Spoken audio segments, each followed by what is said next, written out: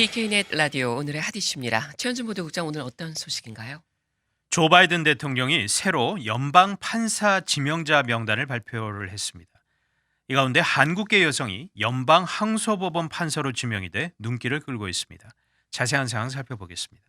이어서 911 테러 희생자 유해의 신원이 추가로 확인된 소식, 그리고 홍콩 경찰이天安문 추모 기념관을 압수수색했다는 소식까지 함께 전하겠습니다. 네, 첫 소식입니다. 한국계 여성이 연방 항소법원 판사 후보에 이름을 올렸네요. 그렇습니다. 백악관이 8일 총 8명의 연방 판사 지명자를 발표를 했습니다. 한국계 여성이 항소법원 판사 지명제로 여기에 포함이 돼서 화제가 되고 있습니다. 주인공은 루시 고 캘리포니아 북부 연방 지법 판사인데요. 백악관은 고 판사 지명 소식을 전하면서 제9 연방 항소법원 판사로서 재직할 첫 번째 한국계 미국 여성이자 두 번째 아시아 태평양계 여성이다라고 자세히 소개를 했습니다. 네, 이 제9 연방 항소법원 같은 경우 미국에서도 상당히 큰 법원이죠. 그렇습니다. 제9 항소법원은 미국 내 13개 연방 항소법원 가운데 규모가 가장 큽니다. 총 29명의 연방 판사가 소속돼 활동을 하고 있습니다. 그 범위가 캘리포니아와 워싱턴, 애리조나, 하와이 등 서부 지역과 알래스카까지 포함한 아주 방대한 지역을 관할합니다. 네, 자 루시고 지명자 어떤 이력을 갖추고 있습니까? 루시고 지명자는 올해 53살이고 워싱턴 DC에서 태어났습니다. 하버드대 학부와 로스쿨을 졸업했습니다. 그리고 1993년 상원 법사위원회에서 일하며 법조인으로서 본격적인 경력을 쌓기 시작했고 연방 법무부에서도 7년간 근무를 했습니다. 또 민간 법률 회사에서도 근무를 했습니다. 그러다가 2008년 캘리포니아주 고등법원 판사를 거쳐서 2010년 버럭 오바마 전 대통령이 루시고 지명자를 캘리포니아 북부 연방지법 판사에 지명을 하면서 한국계 최초의 연방지법 판사라는 기록을 세우기도 했습니다. 네, 그리고 이제 또 항소법원 판사로 지명이 된 거네요. 그렇습니다. 그런데 사실 이 루시고 판사가 항소법원 판사로 지명된 게 이번이 처음이 아닙니다. 네.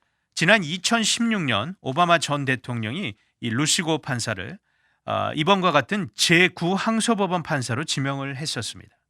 하지만 당시 공화당이 다수당이었던 이 상원에서 인준이 무산이 됐었습니다. 네. 연방 판사직은 대통령의 지명을 받은 후 반드시 상원의 인준을 받아야만 확정이 되는 것입니다. 자, 루시고 지명자 외에도 바이든 대통령이 지명한 후보들이 더 있다고 하죠.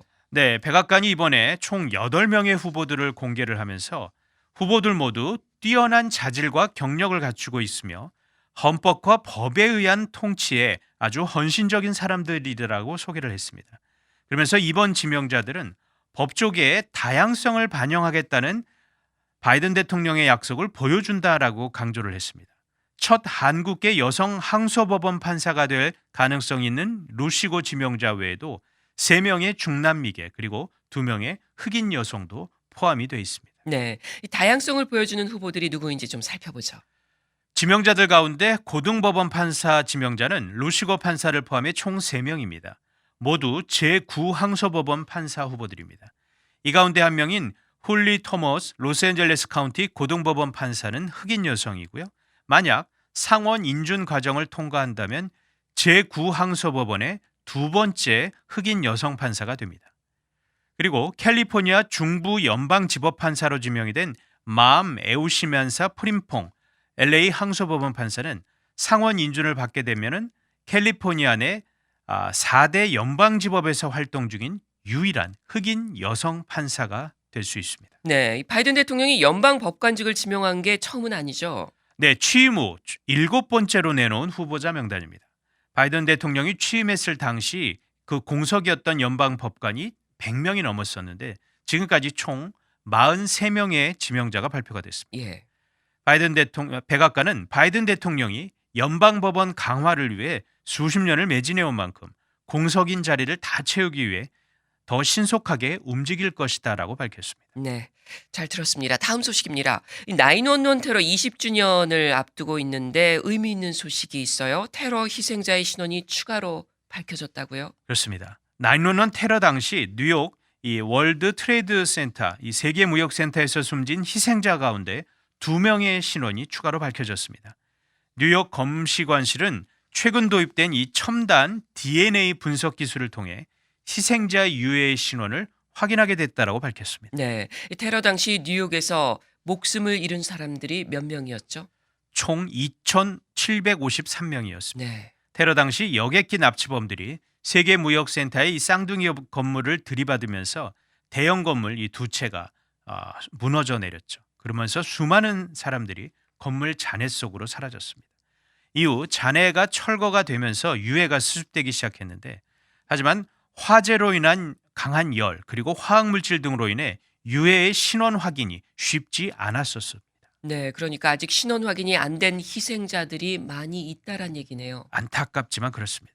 이번에 뉴욕 검시관이 확인한 유해는 1646번째 그리고 1647번째 희생자였습니다. 네. 그러니까 뉴욕 이 테러 사망자의 약 40%에 해당하는 1106명은 아직 신원 확인조차 못한 상황입니다. 예. 자, 내일이면은 9/11 테러 20주년을 맞이하는데 아직까지도 20년 동안 이 신원 확인 작업이 계속되고 있다는 얘기네요. 맞습니다.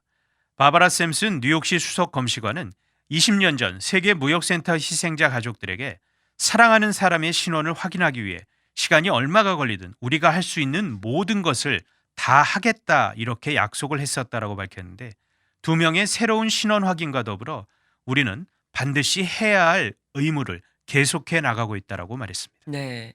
이 9/11 테러 희생자의 신원 확인은 어떤 식으로 진행이 되고 있는 겁니까?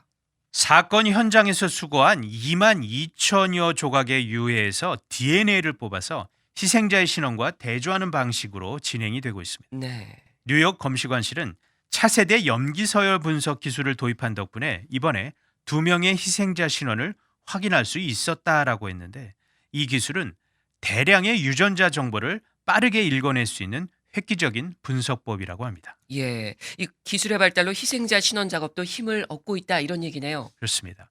그런데 물론 중간에 큰 위기도 있었습니다. 뉴욕타임스에 따르면 지난 2005년 뉴욕 검시관실은 신원 확인에 성과가 없자 희생자 가족들에게 안타깝지만 신원 확인 작업을 중단하겠다라고 한번 이렇게 발표를 했었습니다. 네. 하지만 그 이후 이 고도화된 기술이 도입이 되면서 같은 해에 신원 확인 작업이 바로 또 재개가 됐었습니다. 샘슨 관장은 세계 무역센터 희생자 검시 작업은 미국 역사상 가장 광범위하고도 복잡한 과학 수사다라고 밝혔습니다. 예. 자, 이번에 2명의 신원이 추가로 이제 알려지게 됐는데 누군가요? 한 명은 세계 무역센터에서 근무하던 도로시 모건 씨라는 분입니다. 2001년 유해 일부가 발견돼 DNA 검사를 통해 신원이 밝혀졌고, 자, 그리고 또 다른 희생자는 2001년과 2002년 그리고 2006년에 걸쳐 유해 일부가 발견된 남성인데, 이 희생자는 가족의 요청에 따라 신원이 공개되지가 않았습니다. 네. 자, 9/11 테러 20주년을 앞두고 관련 소식들이 계속 나오고 있죠. 네, 얼마 전에 조 바이든 대통령이 9/11 테러 관련 문서에 기밀 해제 검토를 지시하는 행정명령을 내렸습니다. 네. 지난주 바이든 대통령은 FBI의 9/11 테러 조사와 관련한 문건에 대한 기밀 해제 여부를 검토를 해 법무장관이 앞으로 6개월에 걸쳐서 기밀 문건을 공개할 것을 지시했다라고 밝혔습니다. 바이든 대통령은 성명에서 미국인에 대한 역사상 최악의 테러 공격으로 목숨을 잃은 무고한 2,977명의 가족 그리고 사랑하는 이들의 계속되는 고통 절대 잊어선 안 된다라고 강조했습니다. 네. 자, 9/11 테러 용의자들에 대한 재판은 어떻게 진행이 되고 있습니까? 테러 주범들에 대한 사전 심리가 지난 7일에 재개가 됐습니다. 9/11 테러의 설계자로 알려진 알카에다 전 고위 간부 칼리드 셰이크 모하메드를 비롯한 용의자 5명이 이날 쿠바 관타나모 해군기지 법정에 섰는데, 이건 정식 재판은 아니고 공판 전 심리가 진행이 된 것이었습니다. 이 9/11 테러가 발생한 지 20년이 됐는데도 여전히 사전 심리가 진행되고 있다는 거네요. 네, 맞습니다. 모하메드는 지난 2006년 관타나모에 수용이 됐지만 정식 공판은 시작되지도 못했습니다. 네. 재판이 지연되는 이유 가운데 하나가 바로 증거 사용 문제입니다. 중앙정보국 CIA가 신문 과정에서 확보한 증거가 고문에 의한 것이다라고 피고인들이 주장하는 상황에서 증거를 사용할 수 있는지를 놓고 법정 공방이 계속되고 있는 것입니다. 네. 용의자들은 현재 살인, 납치, 테러 등의 혐의를 받고 있는데 유죄가 모두 인정이 되면 사형에 처해질 수 있습니다. 네, 잘 들었습니다. 한 가지 소식 더 보겠습니다. 이 홍콩 경찰이 테난먼 추모 기념관을 압수수색했다는 소식이네요. 네, 홍콩 경찰이 9일 오전 해당 기념관을 압수수색하고 전시 자료 등을 압수를 했습니다. 네. 이곳은 민주진영이 운영하던 곳이 아닌가요? 맞습니다. 홍콩 시민지원 애국 민주운동연합회, 줄여서 지련회라고 하는데 몽콕에서 운영하던 시설입니다. 정식 이름은 6월 4일 박물관인데 지난 1989년 6월 4일에 발생한 중국 베이징天安門 사태와 관련된 자료와 정보들을 전시를 하는 곳입니다. 네. 박물관을 운영하는 지련회는天安門 민주화 시위를 지원하기 위해 결성이 됐는데 장기간天安門 사태의 진상을 알리고 희생자 추모에 앞장을 서왔었습니다. 네. 자, 이런 홍콩 경찰의 이天安門 추모 기념관 압수수색 사건이 일으면서 다시 홍콩 사태가 조금 더 관심이 가게 됐는데 이렇게 압수수색한 이유가 뭡니까? 박물관이 정당한 면허 없이 운영되고 있다는 의혹을 경찰이 수사를 하고 있기 때문입니다. 그러자 박물관은 지난 6월 이후 문을 닫았었는데 당시 박물관 측은 직원들 안전을 위해 운영을 중단하고 재개관을 하면 지련회와 분리해서 독립적으로 운영할 것이다라고 밝힌 바가 있었습니다. 예, 이 홍콩 당국이 최근 지련회 간부도 체포하지 않았나요? 맞습니다. 홍콩 경찰이 8일 지련회 간부 4명을 긴급 체포를 했습니다. 단체 회원 정보와 재정 정보를 제출하는 것을 거부했다라는 이유였습니다. 예. 이런 가운데 9일 홍콩 법원은 작년 6월 4일 빅토리아 파크에서 열렸던天安門 희생자 추모 집회와 관련해 불법 집회 개최 등으로 이 혐의로 기소된 지련회 전형직 간부들에게 유죄 판결을 내렸습니다. 네. 이번 지련회 사태와 관련해서 미국 정부의 반응이 나왔나요? 네, 토니 블링컨 국무장관은 정치적인 동기로 활동가들이 체포됐고 이는 거대한 권력 남용이다 이렇게 강하게 비판을 했습니다. 그리고 홍콩과 또 상당한 밀접한 관계에 있는 영국은 도미니크 랍 외무장관 명의로 이번 사태는 홍콩 보안법이 중국이 어떻게 홍콩 내 반대파들을 탄압하는지 잘 보여주는 사례다라고 역시 강하게 비판했습니다. 네, 잘 들었습니다. 지금까지 오늘의 핫 이슈였습니다.